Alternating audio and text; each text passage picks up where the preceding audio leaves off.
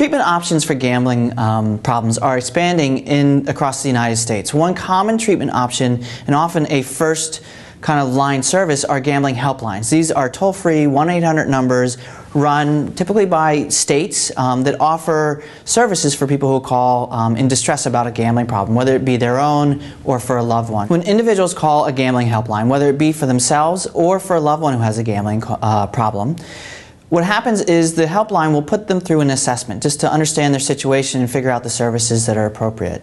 One helpline, what they do is they have developed a network of gambling providers in the local area.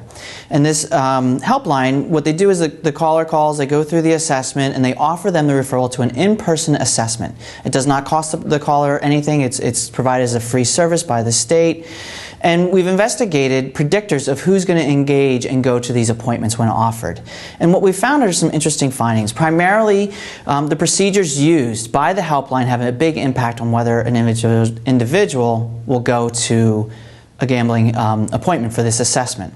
We've investigated the predictors of who is going to go to this in-person assessment. And we've had some interesting findings. What we found, first off, is what happens is the helpline procedures for setting up this appointment have a big impact on people with gambling problems.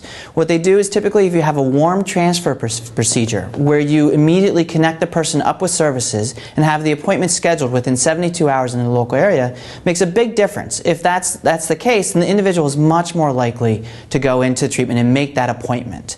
Other predictor, uniquely and interesting, was gender and who went to. And surprisingly, more women than men called up the helpline and were asking for help.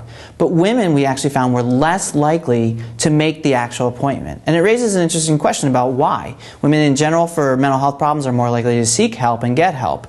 However, with gambling problems, we think that they may be experiencing some unique barriers that are more common to women, such as finding childcare for the appointment or maybe even transportation and going to these appointments. And so that may be a barrier for women more so than men in terms of accessing help.